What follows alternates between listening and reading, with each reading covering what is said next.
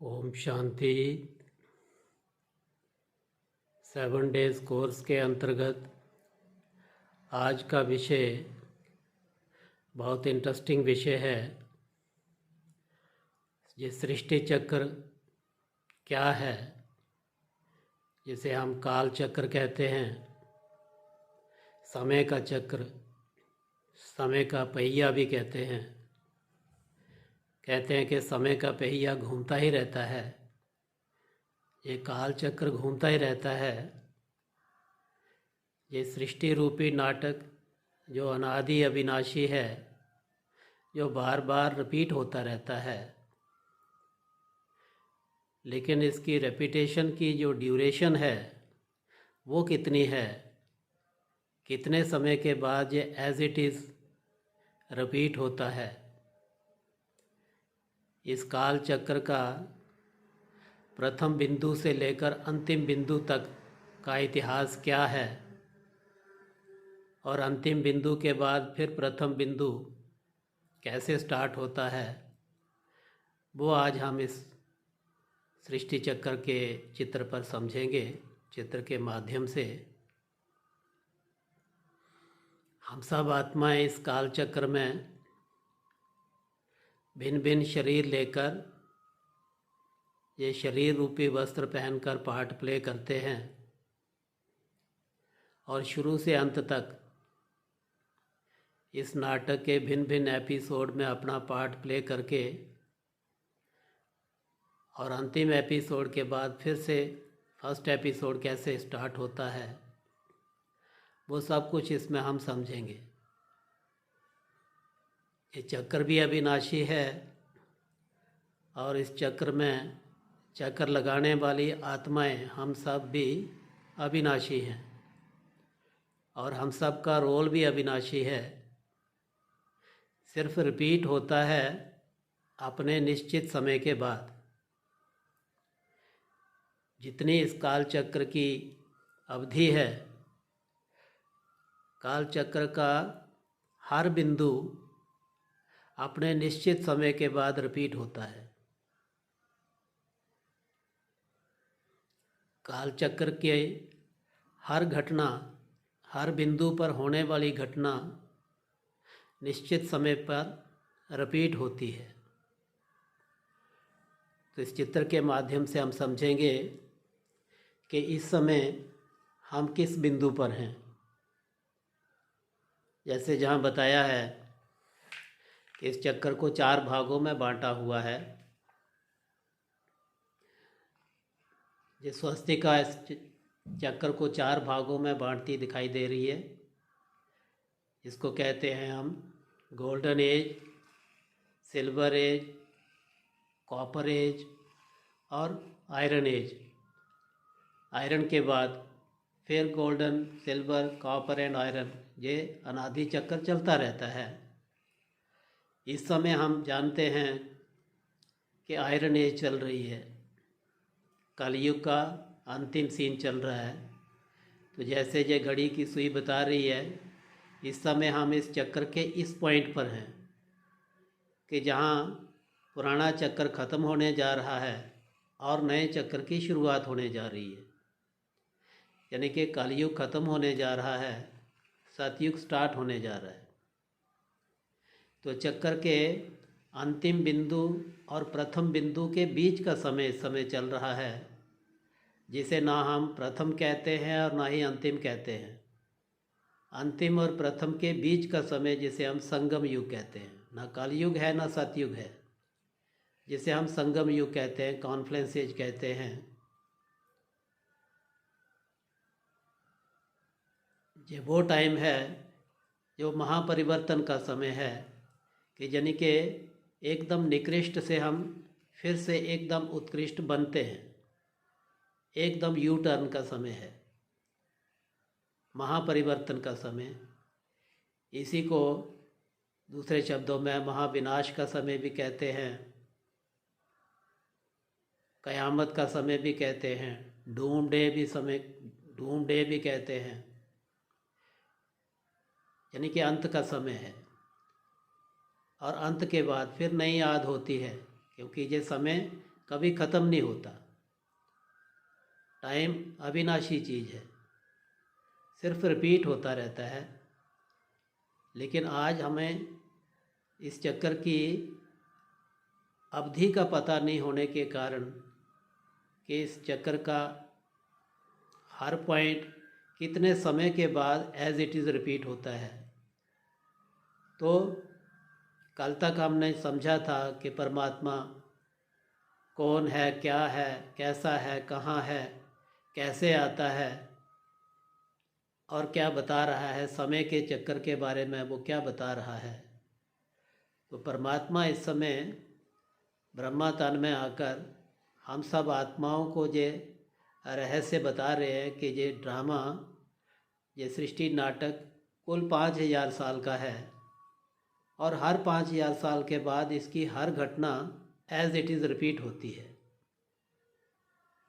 और इस समय जो टाइम चल रहा है ये 5000 साल पहले भी ऐसा ही था और 5000 साल के बाद फिर से यही टाइम आया है और हर 5000 साल के बाद ये पॉइंट आता है। चक्कर का हर पॉइंट 5000 साल के बाद ही रिपीट होता है। तो इस समय हम सब आत्माएं संगम युग में हैं। यही वो टाइम है कि जब परमात्मा खुद आकर हमें अपने बारे में भी बता रहे हैं, हमारे बारे में भी बता रहे हैं और हमारे रोल के बारे में भी बता रहे हैं और इस टाइम और स्पेस के बारे में भी सारा कुछ बता रहे हैं। तो ये वो टाइम है कि जब सभी आत्माएं, सारे एक्टर, सभी आत्मा रूपी एक्टर अपना शरीर रूपी ड्रेस जहाँ छोड़कर वापस घर जाते हैं, परम धाम जाते हैं। परम धाम के बारे में आप पहले समझ चुके हैं पहले टॉपिक्स में। तो परम धाम से फिर सतयुग में वही आत्माएं नीचे उतरती हैं जो जहाँ संगम युग में ही परमात्मा से योग लगाकर, परमात्मा द्वारा ही सिखाए गए योग के अनुसार परमात्मा से योग लगाकर जो आत्माएं प्यूरिफाई होकर जाती हैं, पावरफुल होकर जाती हैं, तो जो 100% प्यूरिफाई होकर जाती हैं यानी कि एकदम सतो प्रधान होकर जाती हैं, वो आत्माएं इस सतो प्रधान टाइम में उतरती हैं। सतयुग को सतो प्रधान समय कहा जाता है। तो जहाँ पर आबादी बहुत कम होती है, क्योंकि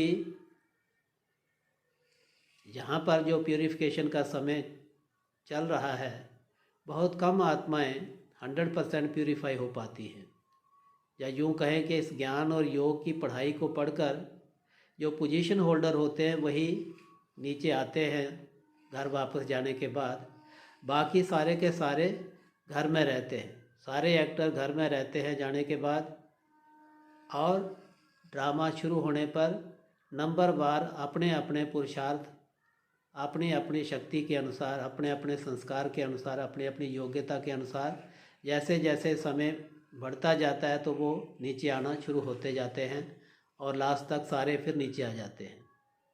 और परमात्मा फिर आकर सबको, भूले हुओं को फिर से वो रास्ता बताकर फिर वापस ले जाते हैं और फिर नीचे आते हैं। जो अनादि चक्र चलता रहता है।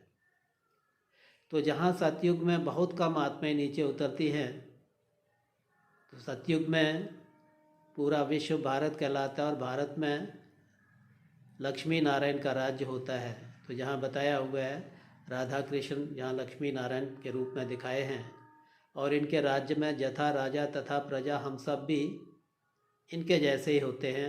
आबादी बहुत कम होती है। जो 100% प्योर आत्माएं होती हैं वही नीचे उतरती हैं।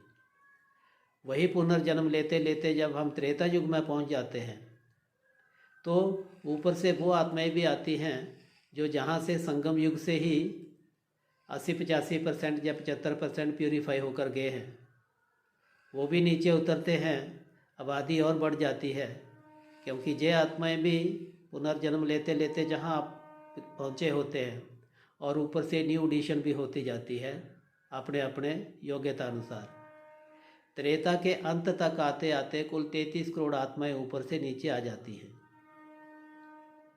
त्रेता के बाद जब द्वापर युग शुरू होता है तो ये 33 करोड़ भी जहाँ ट्रांसफ़र होते हैं, और ऊपर से वो आत्माएँ भी आती हैं जो जहाँ से ही संगम युग से ही 50% प्योरीफाई होकर वापस गए थे, जो वेट कर रहे हैं अपने समय का। तो समय का पहिया घूमते घूमते जब जहाँ पहुँचता है तब उनकी एंट्री होती है हाफ टाइम के बाद। तो ये 33 करोड़ भी यहाँ आ चुके होते हैं और ऊपर से न्यू एडिशन भी होती है, आबादी और बढ़ जाती है। फिर तीनों युगों की आत्माएं जब कलयुग में पहुँचती हैं, आबादी और बढ़ती है, क्योंकि ऊपर जो जहाँ से ही जो फेलियर हैं 10-15%, 25% प्योर होने वाले या 10-15% मार्क्स लेने वाले, जो अब तक घर में ही अपनी बारी का इंतज़ार कर रहे होते हैं, वो भी नीचे आ जाते हैं।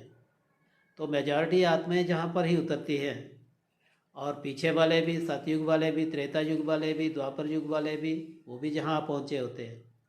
तो इसलिए कलयुग के अंत में सबसे ज़्यादा आबादी होती है, और यही वो समय है कि जब सारे ही अपने आप को भूल चुके हैं। कौन कहाँ से आया है, जो सतयुग में उतरे थे वो भी अपने आप को भूल चुके हैं कि हम कभी देवी देवता थे, कभी प्योर थे, कभी शक्तिशाली थे, और आज वो बिल्कुल कमज़ोर हैं, भटक रहे हैं, फिर से उन पुराने दिनों को याद कर रहे हैं कि वो दिन फिर से कैसे आए, भगवान को ढूंढ रहे हैं। तो सारे के सारे जब स्टेज पर उपस्थित हो जाते हैं, तब फिर परमात्मा आकर हम सबको, सभी को एक ही ज्ञान देते हैं कि हे आत्मा, बच्चे, मैंने तो आपको जहाँ भेजा था और अपने जैसा बनाकर भेजा था। मैं भगवान हूँ तो आपको भगवान भगवती के रूप में भेजा था।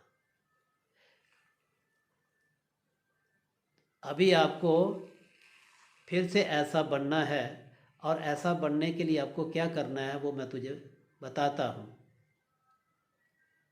तो आत्मा को वो जो ज्ञान दे रहे हैं सभी आत्माओं को, कि आपको मुझे याद करके, मेरे से कनेक्शन जोड़ के, मेरे से रिकनेक्ट होके, मेरे से फिर से शक्ति लेनी होगी, फिर से शक्तिशाली और प्यूरीफाई होना होगा, और तभी आप फिर से इस प्योर दुनिया में आ सकते हो। क्योंकि इन चारों युगों को मिलाकर ब्रह्मा का एक दिन माना जाता है। उसमें सतयुग त्रेता ब्रह्मा का दिन कहलाता है, द्वापर कलयुग ब्रह्मा की रात कहलाती है।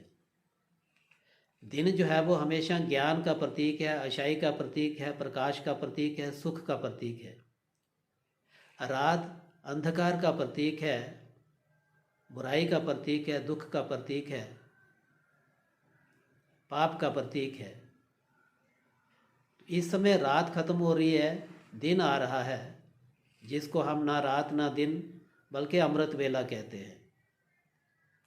तो ये वो टाइम है कि परमात्मा जो ज्ञान अमृत का सागर है, वो इस समय आकर हम सब आत्माओं को, जो जिनके अंदर वो ज्ञान नहीं रहा है, सभी जो है वो अज्ञानी हैं, अज्ञान अंधकार में भटक रहे हैं। कलयुग को इसलिए काला युग दिखाया जाता है, आयरन एज। जिस तरह आयरन काला होता है, तो काला मतलब घोर अंधकार में सभी आत्माएं भटक रही हैं, घोर अज्ञान में हैं, अज्ञान को ही ज्ञान मानकर जीवन जी रही है, अज्ञान को ही ज्ञान मान बैठी है। परमात्मा का आगमन उसी समय होता है जब आत्माएं अज्ञान को ही ज्ञान मान चुकी होती हैं, अनैतिकता को ही नैतिकता मान चुकी होती हैं, अधर्म को ही धर्म मान चुकी होती हैं। उस समय परमात्मा अधर्म का नाश और फिर से धर्म की स्थापना करते हैं, अंधकार का नाश और फिर से प्रकाश की स्थापना करते हैं, दुख का नाश और फिर से सुख की स्थापना करते हैं। तो वो दुख और सुख के बीच में आता है, अंधकार और प्रकाश के बीच में आता है, रात और दिन के बीच में आता है, कलयुग और सतयुग के बीच में आता है। बीच का जो संधि काल है, जिसे हम ना कलयुग ना सतयुग बल्कि संगम युग कहते हैं, पुरुषोत्तम संगम युग कहते हैं। तो जहाँ आकर वो हमें फिर से हमारी अपने आदि स्वरूप की याद दिला रहा है। तो हर एक का अपना आदि रूप अलग अलग है। जो आत्माएं जहाँ उतरी थी उनका आदि तो ये है, यानी कि शुरुआत उनकी जहाँ से हुई थी। जो आत्माएं त्रेता युग में उतरी थी उनका आदि ये है। जो उतरी ही द्वापर युग में थी उनके लिए आदि यही है। उनको जितना मर्जी कहेंगे कि वे आप त्रेता में थे या सतयुग में थे, सतयुग में आपने इतना प्योर जीवन जिया है, तो उनको अपनी यही आदि की याद आएगी, ये याद नहीं आएगी, क्योंकि वो तो उनको वो याद भूली ही नहीं है, उनके अंदर वो रिकॉर्डिंग ही नहीं है। और जो कलयुग के अंत में ही आ रहे हैं, कलयुग में ही आ रहे हैं, तो उनका आदि यहाँ से ही हुआ है, तो उनको आदि की याद यहाँ से ही आएगी। तो परमात्मा सबको एक ही आईना देते हैं, एक ही ज्ञान देते हैं, जिससे हमें अपने आदि स्वरूप की याद आ जाती है और हमारे आदि संस्कार फिर से इमर्ज हो जाते हैं। तो जो तो आत्माएं जहाँ से होकर आई हैं, भले वो आज कलयुग के अंत में बिल्कुल खाली हो चुके हैं, तमो प्रधान हो चुके हैं, कभी सतो प्रधान थे, उनको स्मृति आ जाती है। जैसे ही परमात्मा उनको याद दिलाते हैं कि बच्चे मैंने तो आपको एकदम सतो प्रधान अपने जैसा बनाकर भेजा था, आप कभी मेरे जैसे ही संपूर्ण थे भले मानव शरीर में आए थे, संपूर्ण मानव थे। संपूर्ण मानव को ही दूसरे शब्दों में देवी देवता या डिवाइन कहा जाता है। एक परफेक्ट ह्यूमन बीइंग को ही डिवाइन कहा जाता है। तो जो तो कभी जहाँ डिवाइन रहे थे, देवी देवता रहे थे, संपूर्ण मानव थे, उनको तो स्मृति आ जाती है और वो फिर से अपनी संपूर्णता के लिए उठ खड़े होते हैं और इन विकारों के साथ युद्ध करना शुरू कर देते हैं। क्योंकि परमात्मा उनको याद दिला रहे हैं कि ये सारा आपका राज्य कैसे छिना, क्या कारण हुआ कि आप सोल कॉन्शियस के बजाय जहाँ द्वापर के बाद बॉडी कॉन्शियस में आ जाते हो। तो ड्यू टू बॉडी कॉन्शियसनेस आपके अंदर ये अनेक प्रकार के विकार, काम, क्रोध, लोभ, मोह, अहंकार इमर्ज होते हैं और इन विकारों के कारण ही आप दुखी हुए हो, परेशान हुए हो। आपको इन विकारों को जीतना होगा और परमात्मा आकर उन्हें ज्ञान और योग की शिक्षा देते हैं, ज्ञान और योग के अस्त्र शस्त्र देते हैं, जिससे आत्माएं इन विकारों पर विजय प्राप्त करती हैं। लेकिन जो तो कभी विजयी थे वो फिर से विजयी हो जाते हैं, लेकिन जो कभी आते ही द्वापर के अंत में हैं, द्वापर में आते हैं, कलयुग में आते हैं, विकारों में आते हैं, विकारों में ही चले जाते हैं। यानी कि रात में आते हैं, रात में चले जाते हैं, दुख में आते हैं, दुख में चले जाते हैं, अधर्म में आते हैं, अधर्म में ही चले जाते हैं। उनको इन बातों की समझ नहीं आती। वो यही मानते हैं कि नहीं, ये विकार तो इंसान के साथ आते हैं, साथ जाते हैं, ये नेचुरल है, संसार ऐसे ही बना चला आ रहा है, इन विकारों के कारण ही उत्पत्ति होती है और ये उत्पत्ति ऐसे ही संसार शुरू से चलता आ रहा है और चलता रहेगा। परमात्मा के ये महावाक्य जो जहाँ परमात्मा आकर बताते हैं, वो बाद में फिर द्वापर युग में शास्त्रों के अनुसार लिखे जाते हैं।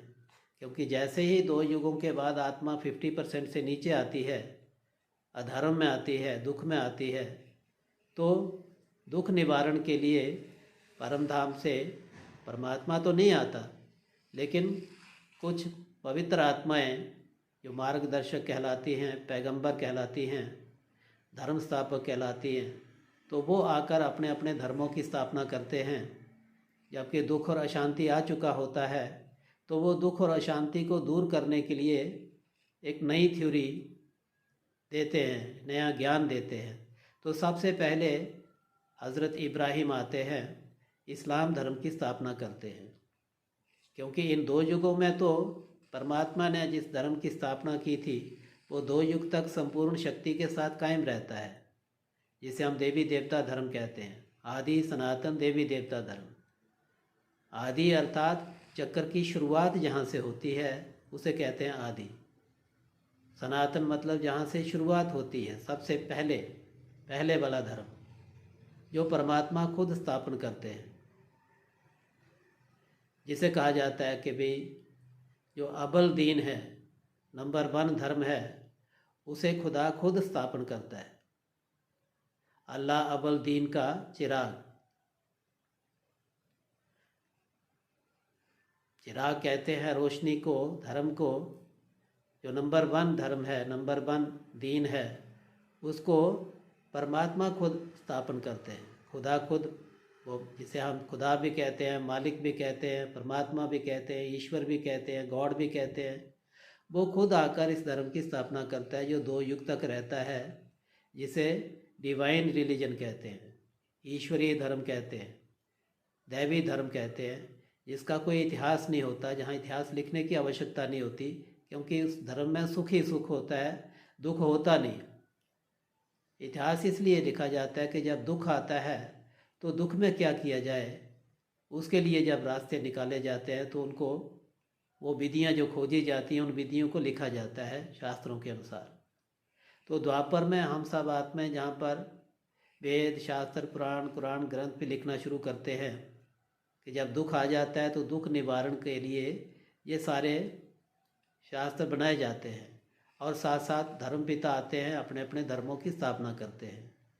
तो सबसे पहले इब्राहिम आकर इस्लाम धर्म की स्थापना करते हैं, लेकिन अधर्म और अशांति बढ़ती ही चली जाती है, क्योंकि एक बार आत्मा ऊपर से जब नीचे आती है तो धीरे धीरे धीरे एनर्जी का ये नियम है कि जैसे वो मूवमेंट में आती है तो धीरे धीरे वो कमज़ोर होती जाती है, कन्वर्ट होती जाती है, और चक्कर लगाते लगाते उसको एकदम खाली, एकदम कमज़ोर होना ही होता है। फिर उसके बाद महात्मा बुद्ध आते हैं, बुद्ध धर्म की स्थापना करते हैं, क्योंकि जब धर्म और अशांति फैलती चली गई तो उन्होंने आके एक नई थ्योरी दी, नई टेक्निक बताई कि भाई पहली टेक्निक जो है वो सफल नहीं हुई, मैं आपको बताता हूँ, आप मेरे अनुसार जीवन जियोगे तो संसार से दुख और अशांति को ख़त्म किया जा सकता है। तो आत्माओं ने उनको फॉलो करना शुरू किया और एक नए धर्म की स्थापना होती है। लेकिन अधर्म और अशांति ख़त्म नहीं होते, वो और ही बढ़ते चले जाते हैं। तो थोड़ी देर के बाद फिर जीसस क्राइस्ट को आना पड़ता है, और वो आकर उन दोनों धर्मों से अलग धर्म, एक नई टेक्निक सिखाते हैं, नई विधि बताते हैं, नई थ्योरी देते हैं समाज को, और उसको कहा जाता है क्रिश्चियन धर्म। क्रिश्चियन धर्म की स्थापना होती है। उसके बाद और जब नीचे आ जाते हैं तो फिर शंकराचार्य आते हैं, आज से 1500 साल पहले, क्योंकि आज हम यहाँ पर हैं, इस पॉइंट पर हैं। चक्कर 5000 साल का है, आधा चक्कर ख़त्म होने के बाद, 2500 ख़त्म होने के बाद, और जहाँ से 2500 साल पहले इब्राहिम आए थे, हिस्ट्री बताती है, क्योंकि आधा टाइम हिस्टोरिकल पीरियड है और ये आधा टाइम 2 युग प्री हिस्टोरिकल पीरियड है। प्री हिस्टोरिकल मतलब जहाँ हिस्ट्री नहीं है, हिस्ट्री जहाँ नहीं लिखी जाती उसको प्री हिस्ट्री कहते हैं। वहाँ की बातें जो किताबों में, शास्त्रों में मिलती हैं, उसको हिस्ट्री नहीं कहा जाता, उसको इंडियन माइथोलॉजी कहा जाता है, जो बिलीफ सिस्टम है, कल्पना पर आधारित है, मान्यता पर आधारित है, कि हम सब की ये मान्यता है कि उस टाइम पर ऐसे लोग हुआ करते थे, क्योंकि जहाँ आकर लिखा है उस टाइम पर नहीं कोई लिखता। तो जहाँ से 2500 साल पहले इब्राहिम आते हैं, उसके बाद 2250 साल पहले, आज से 2250 साल पहले महात्मा बुद्ध आते हैं, और आज से 2000 साल पहले जीसस क्राइस्ट आते हैं। उसके बाद आज से, यानी कि इस पॉइंट से 1500 साल पहले शंकराचार्य आते हैं, संन्यास धर्म की स्थापना करते हैं। उसके बाद फिर उसके 100 साल बाद 1400 साल पहले मोहम्मद साहब आते हैं, मुस्लिम धर्म की स्थापना करते हैं। और लास्ट में कलयुग के अंत में फिर आज से 500 साल पहले गुरु नानक देव जी आते हैं, सिख धर्म की स्थापना करते हैं। लेकिन धीरे धीरे धीरे धीरे आत्माएं नीचे गिरती चली जाती हैं, रोशनी से धीरे धीरे धीरे धीरे अंधकार की तरफ आती जाती है, और ये अंधकारमय युग जिसे हम कलयुग कहते हैं वो आ जाता है। आ नहीं जाता, बल्कि हम सब आत्माएं मिलकर उसको लाती हैं अपने कर्मों के अनुसार, अपनी अज्ञानता के अनुसार। अज्ञानता को ही रात कहा जाता है, अधर्म कहा जाता है। तो फिर परमात्मा जो ज्ञान का सागर है, ज्ञान अमृत का सागर है, वो इस समय आकर, जो पीछे पिछले चित्रों में आप समझ चुके हैं कि परमात्मा आकर ब्रह्मा द्वारा फिर से नई दुनिया की स्थापना करते हैं। फिर से का मतलब यही है कि वो अनेक बार ये कार्य करते हैं, कर चुके हैं और करते रहेंगे। अनेक बार ये चक्कर घूमता है और इस पॉइंट पर आकर परमात्मा ब्रह्मा तन में आकर ब्रह्मा द्वारा स्थापना, विष्णु द्वारा पालना और शंकर द्वारा विनाश, ये 3 कार्य परमात्मा करते हैं। तो इस टाइम को इसलिए ये ब्रह्मा द्वारा ये परमात्मा जो ज्ञान अमृत पिलाते हैं तो ब्रह्मा मुख द्वारा देते हैं, इसलिए इस टाइम को ब्रह्म बेला भी कहा जाता है, ब्रह्म मुहूर्त भी कहा जाता है।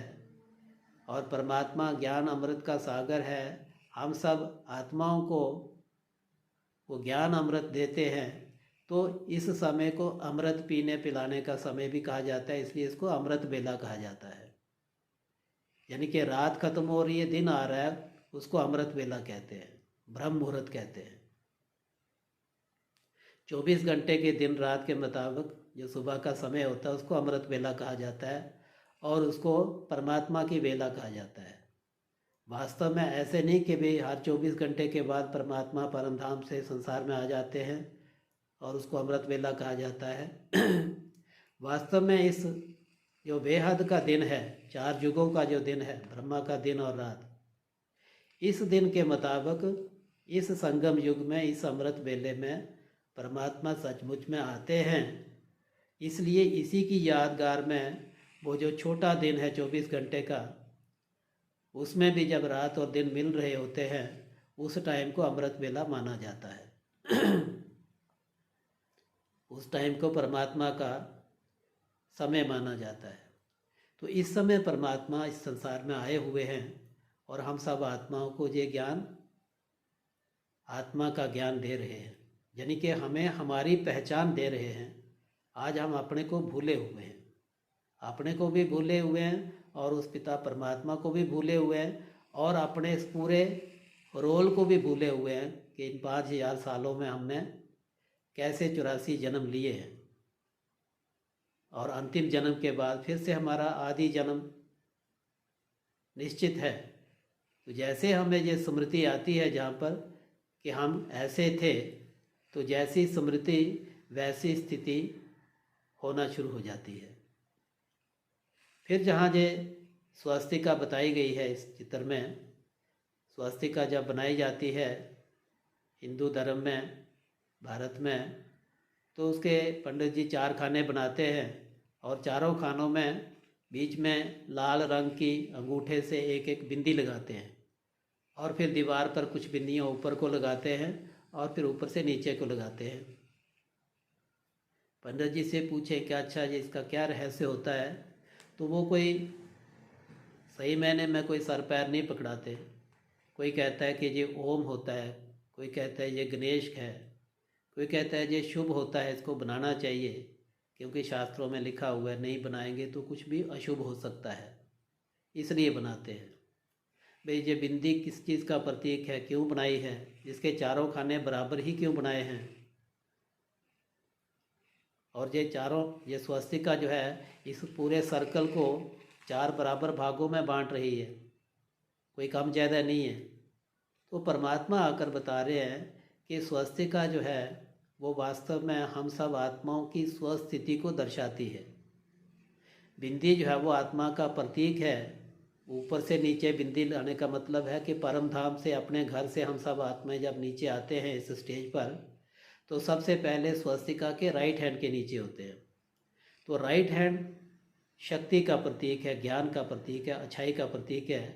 तो जहाँ सतयुग में हम राइटियस होते हैं, 100% प्योर होते हैं, 16 कला संपूर्ण होते हैं। बिंदी जब जहाँ दिखाई जाती है त्रेता युग में, तो वहाँ राइट हैंड को डाउन दिखाया जाता है, यानी कि जितनी शक्ति जहाँ थी, जहाँ वो उतनी शक्ति नहीं रहती, उस शक्ति में कमी आ जाती है। 16 कला के बजाय हम जहाँ 14 कला रह जाते हैं। इसलिए जहाँ पर राम, ये राधे कृष्ण या लक्ष्मी नारायण के राज्य के बगैर जहाँ पर राम सीता का राज्य होता है, राम सीता 14 कला है और वो 16 कला है। फिर जब बिंदी को जहाँ दिखाया जाता है तो जहाँ पर लेफ्ट हैंड स्टार्ट होता है, अपोजिट डायरेक्शन, जहाँ पर हाथ इस तरफ को है, लेकिन द्वापर युग में ये स्वस्तिका का लेफ्ट हैंड स्टार्ट होता है अपोजिट साइड। इसका अर्थ ये है कि हम सब आत्माएं जब जहाँ होती हैं, सारा संसार जहाँ जिन नियमों और मर्यादाओं के आधार पर चलता है, जहाँ आकर उसके अपोजिट नियमों के आधार पर चलने लगता है। जहाँ हम सोल कॉन्शियस थे, जहाँ बॉडी कॉन्शियस के आधार पर जीवन जीते हैं, एकदम अपोजिट। और जहाँ पर लेफ्ट हैंड जो है वो कमजोरी का प्रतीक है, पाप का प्रतीक है, अधर्म का प्रतीक है, अज्ञानता का प्रतीक है, पापाचार, अनाचार, दुराचार, भ्रष्टाचार का प्रतीक है लेफ्ट हैंड। तो जहाँ वो सारी चीज़ें शुरू होती हैं ड्यू टू बॉडी कॉन्शियसनेस। उसके बाद बिंदी को जब जहाँ दिखाया जाता है कलयुग में, तो जहाँ वो लेफ्ट हैंड जो है वो अप दिखाया जाता है, ऊपर को दिखाया जाता है। यानी कि जो पापाचार, अधर्म, अनाचार, भ्रष्टाचार जहाँ शुरू होता है द्वापर में, कलयुग के अंत में वो अपने चरम सीमा पर होता है, एक्सट्रीम पे होता है, अपनी हाईएस्ट स्टेज पर होता है, अंतिम बिंदु तक आ जाता है। इसलिए आज हम देख रहे हैं कि चारों तरफ अधर्म है, अनाचार है और अधर्म का ही बोलबाला है, जिसके लिए कहा जाता है कि हंस चुगेगा दाना दुनका, कौआ मोती खाएगा। तो आज वो समय है कि जो हंस जैसी आत्माएं थी, आज वो दाना दुनका चुन रही हैं। वो मजबूर है, लाचार है, क्योंकि उनके अंदर संस्कार तो अच्छे हैं, लेकिन सारा वातावरण जो है वो मेजॉरिटी अधर्म वालों की है। तो वो परेशान है आत्माएं। दैवी गुण जो है वो कमज़ोर हो चुके हैं, आसुरी गुण हावी है। परमात्मा आकर दैवी गुणों को फिर से सशक्त करता है और आसुरी गुणों पर दैवी गुणों की विजय प्राप्त कराता है। वो आकर गुणों से गुणों को का युद्ध कराता है। ज्ञान और योग की शक्ति हम सब आत्माओं को देता है। और जहाँ पर ही वास्तव में ये आंतरिक युद्ध होता है, अच्छाई और बुराई का जो हमारे अंदर ही है, और अंततः अच्छाई जीतती है और अच्छाई का राज्य फिर से स्टार्ट हो जाता है। तो ये इस काल चक्र का रहस्य बताया है, इसलिए जहाँ पर लिखा है कि एक अद्भुत रहस्य कि आप जहाँ पर पहली बार नहीं आए हैं, 5000 वर्ष पहले भी आए थे, अब आए हैं और हर 5000 वर्ष पश्चात आते रहेंगे, क्योंकि इस सृष्टि रूपी नाटक की हर 5000 वर्ष पश्चात हूबहू पुनरावृत्ति होती है। ये एज इट इज़ रिपीट होता है। तो काल चक्कर जो है, कोई भी चक्कर, कोई भी रेखा बिंदुओं से बनती है। तो जहाँ से लेकर जहाँ तक, अंत तक, शुरू से लेकर अंत तक हर बिंदु पर जो घटना घटती है, वो घटना बार बार हर 5000 साल के बाद रिपीट होती है। नथिंग न्यू, नया कुछ नहीं है। इसीलिए इसी चीज़ को बाद में द्वापर युग में जब शास्त्र बनते हैं, तो वहाँ पर श्रीमद् भागवत गीता में ये बात आती है, परमात्मा की कही हुई बात वहाँ लिखी जाती है। वहाँ ये बात परमात्मा को श्री कृष्ण के रूप में दर्शाया गया है और हम सब आत्माओं को अर्जुन के रूप में दर्शाया गया है। और वहाँ भी बताया गया है कि परमात्मा आत्मा को, यानी कि श्री कृष्ण अर्जुन को कह रहे हैं कि हे अर्जुन, मैं जो तेरे सामने खड़ा हूँ, तुझे जो ज्ञान दे रहा हूँ, ये कोई पहली बार नहीं दे रहा हूँ।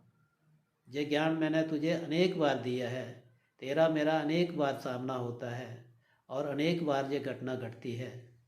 आज तेरे दोनों तरफ ये जो योद्धाओं को तू देख रहा है, ये अनेक बार ऐसे ही खड़े होते हैं और ऐसे ही युद्ध होता है। ये युद्ध अनेक बार हो चुका है, अनेक बार होता रहेगा, इसलिए तू घबरा मत। तेरी विजय निश्चित है, क्योंकि मैं जानता हूँ कि तूने अनेक बार विजय प्राप्त की है और अनेक बार करेगा। तू भूला हुआ है इसलिए नर्वस है। तू मेरा कहने के अनुसार तू करता जा, क्योंकि कुछ भी नया नहीं है। काल चक्कर के अगले बिंदु पर युद्ध होना ही है और युद्ध में तेरी विजय निश्चित है। तो वो यहाँ की बात वहाँ पर फिर वो लिखी गई है फिजिकल ढंग से, सिंबॉलिक ढंग से, एक फिजिकल युद्ध के रूप में। वास्तव में युद्ध जो है वो जहाँ हम सब आत्माओं का जो आंतरिक युद्ध है वो जहाँ होता है। बाकी इसके आगे फिर इसको और डिटेल में कल हम समझते रहेंगे। कल के चित्र में इसी पूरे काल चक्र को, सृष्टि चक्र को एक कल्प वृक्ष के रूप में हम समझेंगे कि ये सारा संसार, पूरा चक्र जो है शुरू से अंत तक, ये कैसे एक वृक्ष के रूप में कैसे ये पैदा होता है, कैसे बढ़ता फलता फूलता है और फिर वो वृक्ष कैसे गिरता है, वो हम कल कल्प वृक्ष के रूप में समझेंगे। आज इतना ही रखेंगे। ओम शांति।